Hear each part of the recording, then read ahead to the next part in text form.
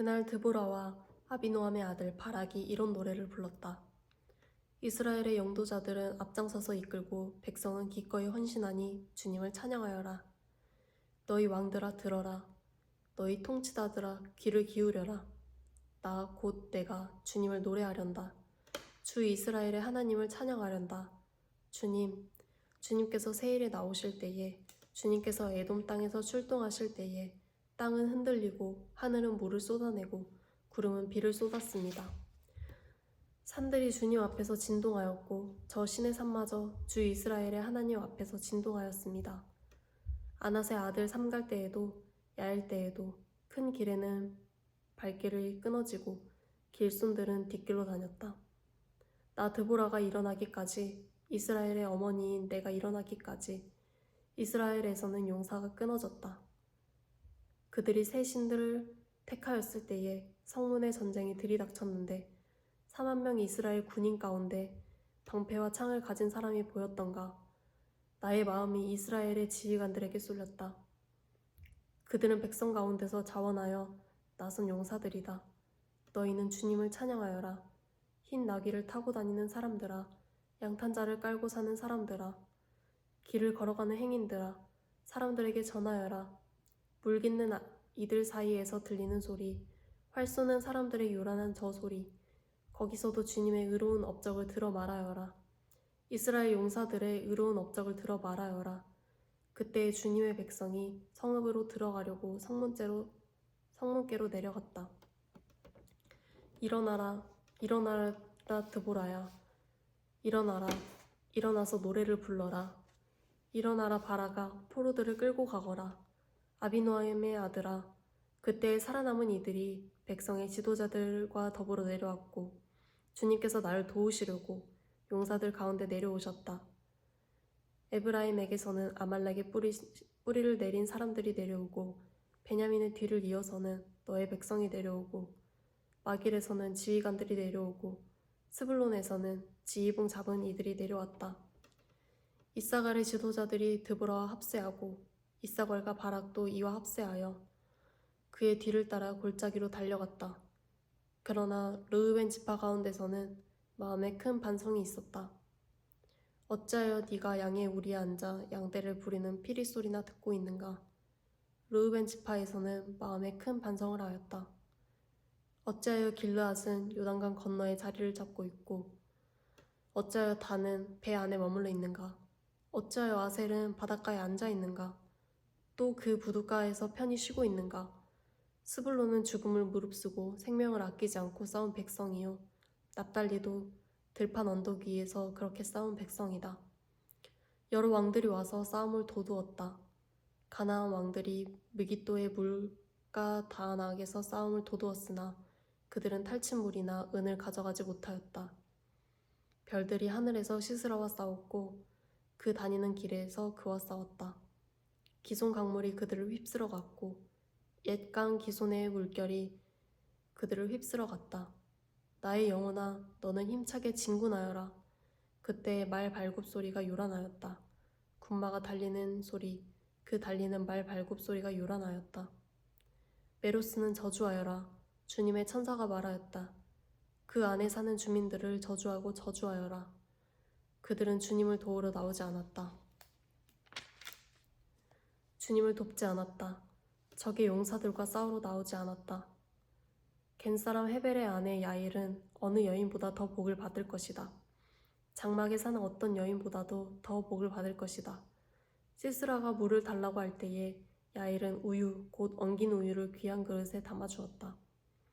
왼손에는 장막 말뚝을 쥐고 오른손에는 대장장이의 망치를 쥐고 시스라를 쳐서 머리를 깨부수고 관자놀이를 꿰뚫어 버렸다.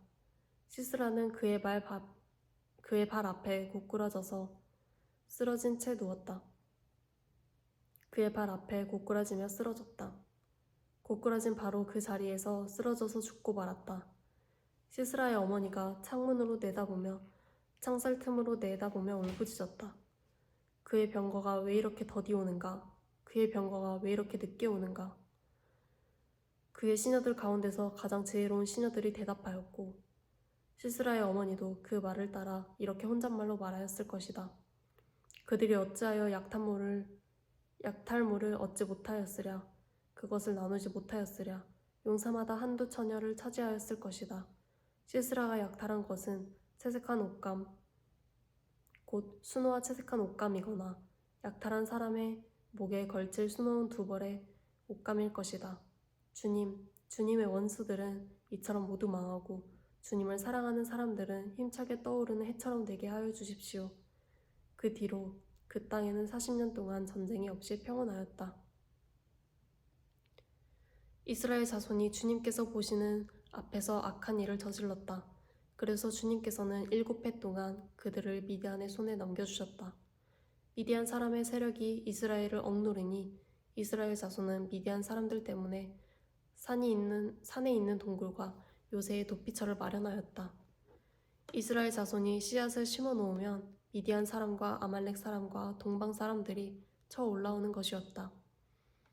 그들은 이스라엘을 마주보고 진을 쳐놓고는 가사에 이르기까지 온 땅의 소산들을 망쳐놓았다.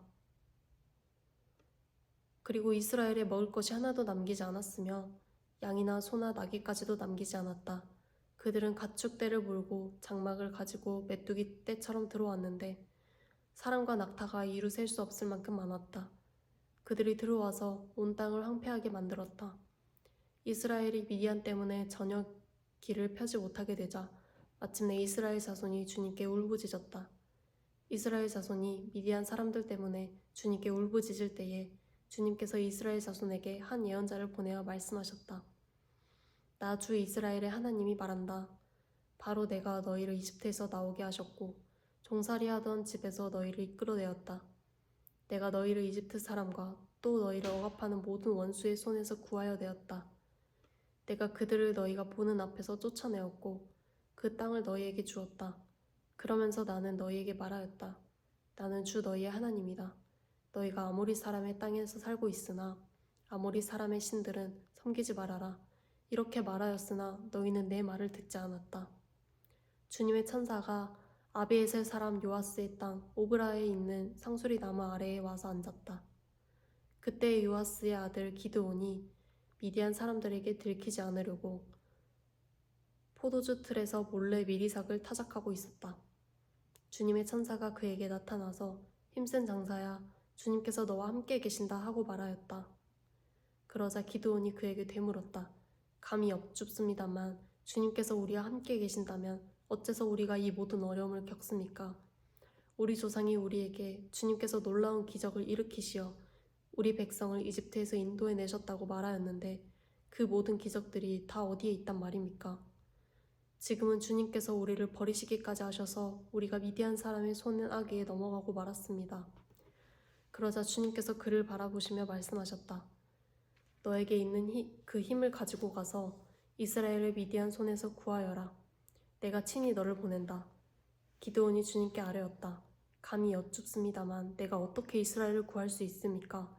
보시는 바와 같이 나의 가문은 므낫세 지파 가운데서도 가장 약하고 또 나는 아버지의 집에서도 가장 어린 사람입니다.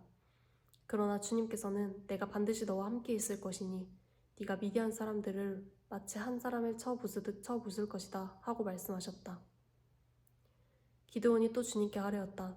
참으로 나를 좋게 보아주신다면 지금 나에게 말씀하시는 분이 정말로 주님이시라는 것을 증거를 보여주십시오. 내가 예물을 꺼내와서 가져다 놓겠으니 내가 돌아올 때까지 떠나지 마십시오. 그러자 주님께서 대답하셨다. 네가 돌아올 때까지 내가 그대로 머물러 있겠다. 기드온은 즉시 가서 염소 새끼 한 마리로 요리를 만들고 밀가루 한 에바로 누룩을 넣지 않은 빵도 만들고 고기는 바구니에 담고 국물은 그릇에 담아 상수리 나무 아래로 가지고 가서 천사에게 주었다. 하나님의 천사가 그에게 말하였다. 그 고기와 누룩 넣지 않은 빵을 가져다가 이 바위 위에 놓고 국물을 그 위에 부어라. 기드온이 그대로 하였더니 주님의 천사가 손에 든 지팡이 끝을 내밀어 고기와 누룩 넣지 않은 빵이 됐다. 그러자 불이 바위에서 나와서 고기와 누룩 넣지 않은 빵을 살라버렸다. 그런 다음에 주님의 천사는 그 앞에서 사라져서 보이지 않았다. 기드온은 그가 주님의 천사라는 것을 알고 떨면서 말하였다. 주 하나님, 내가 주님의 천사를 대면하여 배웠습니다. 그러자 주님께서 그에게 말씀하셨다. 안심하여라. 두려워하지 말아라. 너는 죽지 않는다. 기드온은 거기에서 주님께 제단을 쌓아 바치고는 그 제단을 여호와 살롬이라고 불렀다. 그날 밤 주님께서 기드온에게 말씀하셨다. 네 아버지의 외양간에서 어린 수소 한 마리를 끌어오고 또 7회 된 수소도 한 마리 끌어오고 네 아버지의 바알 제단을 허물고 그 곁에 있는 아세라 상을 찍어라.